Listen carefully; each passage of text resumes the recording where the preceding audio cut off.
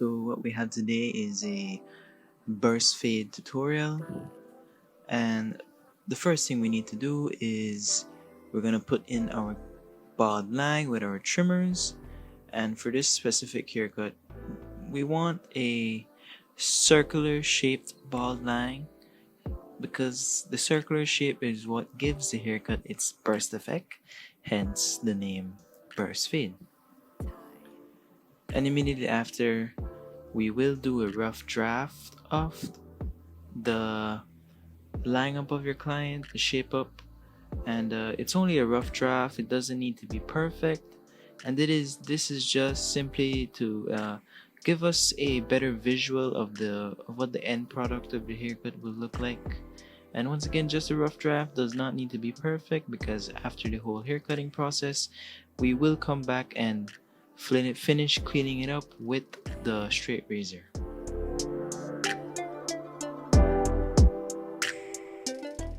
And right after that, we're going to set in our first guideline. And right here, I'm simply showing that having the lever all the way down is considered open, and that is the longest the clipper can cut, and having the lever all the way up is considered closed, which is the shortest the clipper can cut. So our first guideline is going to be with the lever open, no guard. And preferably, we want our guidelines to be about half an inch because any wider uh, gives for a much more spread out blend, and what we really want is to keep the blend pretty compressed. We never want it to be overly spread out because then that seems like we took the fade a bit too high. And right after, we're going to set in our second guideline, and that is going to be with the number one guard with our lever closed.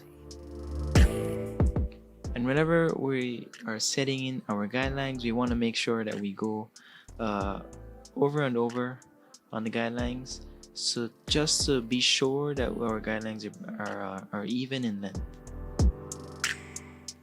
And now what we're going to do is set the base for a fade, and right there I'm just pointing out what area is the parietal ridge, and here I'm showing the movement we'll be doing for this particular part of the haircut.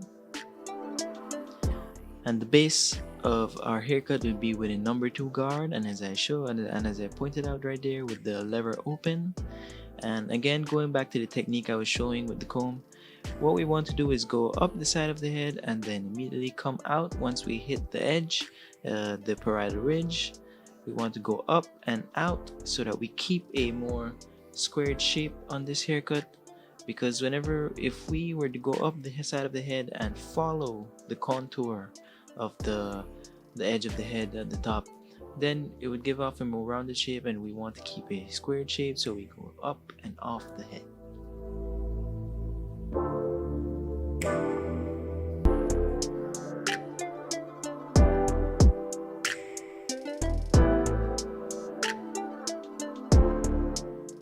And now that the base is set, as I pointed out back there, we do want to keep most of the weight, most of the length in the back, but we still want to lower it, so we're going to attack that section with the number 5 guard all the way open.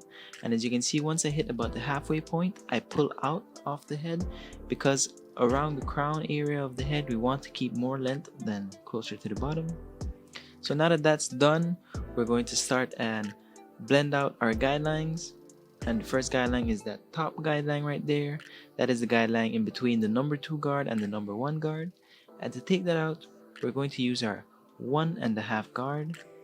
And I want to point out that whenever you are blending out guidelines, it's no longer a single step process. It has multiple steps. For example, right here, we're starting off with the number 1 guard, with the 1.5 guard, sorry. In the open position, the fully open position, and right after that we're going to put the lever halfway, and then come right after with the lever fully closed. And as you can see there, I'm pointing out I'm transitioning into the halfway position, and we're going right under what we did with the 1.5 fully open.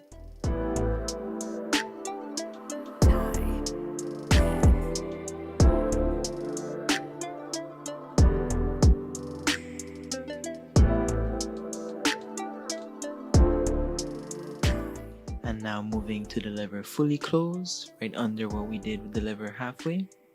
And also I want to say that depending on texture and type of hair density, this 1.5 guard may not always fully erase that guideline between the number 2 and the 1. So what we usually do is we come back with the 1 guard, but this time we come back with the 1 guard having the lever fully open, and we attack right under what we did with the 1.5 guard, and that should completely erase that first top guideline.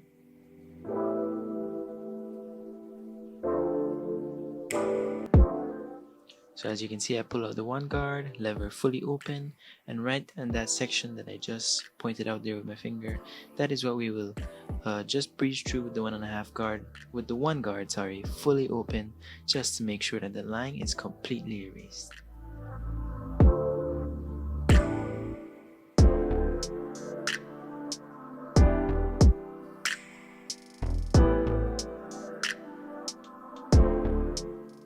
And right after that, now we're going to attack the guideline in between the number 1 and the lever open that we did in the beginning. And this is where we use our half guard, and it's the same process as taking out the line with the 1.5 guard. We're going to start with our lever open, then to the lever halfway as I point out there, and then finally to our lever fully closed. Also, I wanted to say that whenever you're taking out guidelines, it's no longer a one set motion.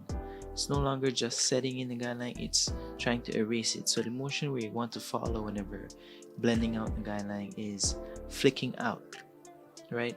We want to flick out, and preferably we want to flick to the guideline and not flick past the guideline, because if we flick past the guideline, then we are essentially raising the blend, raising the fade, and that is not what we want. Now we're going to attack the final guideline, the bald guideline. And for the bald guideline, essentially we need to play around with our lever. I suggest starting off with the lever halfway, and as you go up on the guideline, the higher you go on the guideline, then you slowly go opening your lever so that you don't patch your client or once again raise the fade.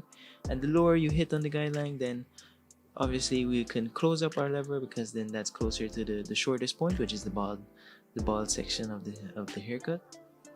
So once again, taking out that last guideline, it's just playing around with your lever, knowing whenever you go higher on the guideline, you open up your blade. Whenever you go lower, you close it. Remember, we want to keep in mind that having the lever fully down means open, and that's the longest the blade, the clipper can cut, and having our lever completely up is closed, and that is the shortest the clipper can cut.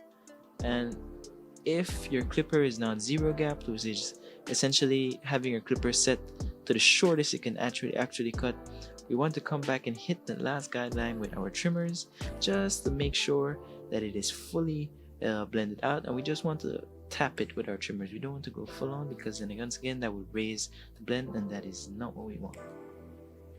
So as you can see there, I pointed out a dark spot, and this section is what is considered the detailing section of the haircut. What we do here is we just essentially breeze through all of our steps, just to make sure that we're giving the best possible blend, the best possible haircut. And once again, we just want to breeze through all of our steps, focusing in that dark spot, that area that I pointed out, just to make sure that it's more even with the rest of the fade.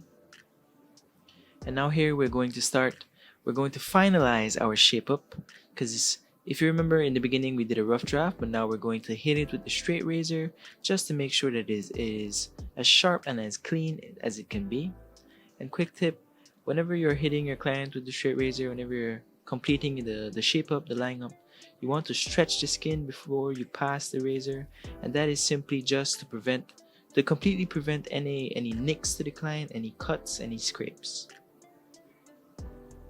And right here for this specific haircut, we do not shape up, we do not line up around the ears, as that is where we set our bald line. And most obviously, as you just saw, Whenever doing a line up, you do want to lubricate your client's skin, whether with just water or a alcohol and water mixture or even a shave gel. And the most important thing whenever doing a line up is we want to keep the line up quite natural. A natural line up gives for a much more smoother and much more neater growing back process. We never want to push our clients back because then that causes for a much more uglier growing back process. Now right here we're just hitting with our trimmers on the sideburns just to make sure that it's completely blended out, completely bald. And now we're done, and this is the after. So there it is, a burst fade tutorial.